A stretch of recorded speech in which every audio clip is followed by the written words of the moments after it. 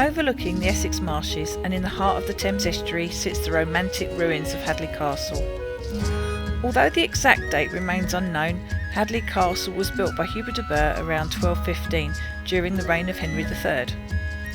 The castle played an important economic and defensive role and was significantly expanded and extensively refortified by Edward III during the 100 Years' War, and it later became a favourite residence of the ageing king, providing him a home close to London. Hubert de Burgh, 1st Earl of Kent, was a key supporter of King John and was given the honour of Rayleigh by the king in 1215, and as a reward for his services, but chose not to develop the existing caput of Rayleigh Castle, instead building a new fortress south of the town of Hadleigh. The site was chosen overlooking the Thames estuary and was built on a bed of soft clay, which sadly contributed to its downfall and problems with extensive subsidence. By 1235, the Park of Hadleigh had been formed around the castle, which included parkland, woods and a fish pond and stables and a lodge. It is thought that the original castle that was built on the site was of an octagonal design, running along the top of the ridge, protected by square and semicircular mural towers, with a barbican guarding the entrance. It was built of Kentish ragstones cemented by mortar containing a large portion of seashells, in particular cockle shells from the cockle beds of Canvey Island.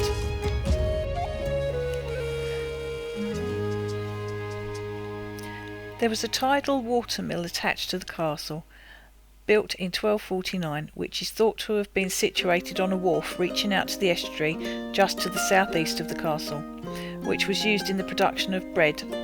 It is thought also that there was a terraced gardens and a vineyard situated on the south side. In 1239, de Burgh fell out of favour with Henry III, and he was imprisoned and stripped of the Hadleigh Castle. And for the rest of the century, Hadleigh Castle remained under the remit of the monarchy as part of the estate, containing 142 acres of agricultural land, park, castle and mill. By the 1250s, the castle had suffered deep neglect, and although in 1273, having been given to Queen Eleanor, who invested some money into its repair, it sadly remained in relatively poor condition. During her ownership, a 17 metre by 9 metre length hall was constructed around 1290, but collapsed soon after due to subsidence. In 1299 the castle was given to Queen Margaret, who, after complaining about the state of repair, insisted renovation was undertaken. Her husband, Edward I, only visited the castle twice, using it as a base for hunting. Edward II was a little more interested in the castle, leading to a period of renewal. Renovations were completed prior to his first stay there in 1311. This included the repair to some of the castle walls and the addition of new royal quarters.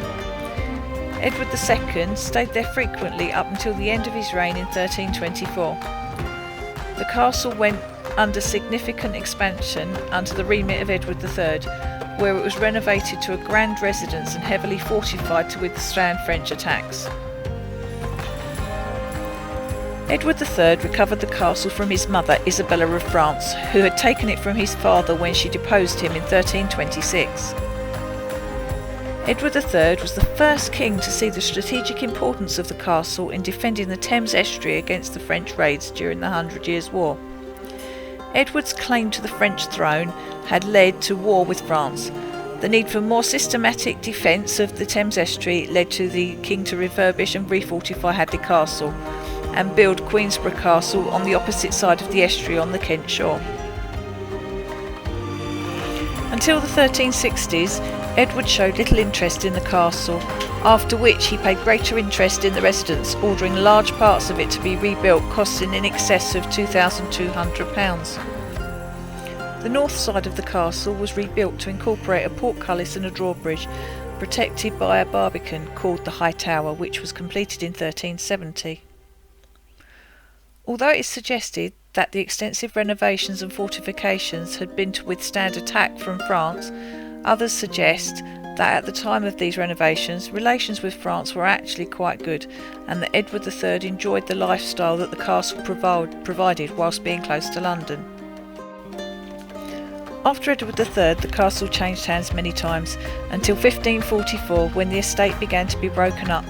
The parks were initially sold, and then the castle itself, which was sold to Sir Richard Rich from Edward VI for £700 in 1551, whereby he dismantled the castle bit by bit, selling off the stone until all that remained was the derelict ruins that we see today.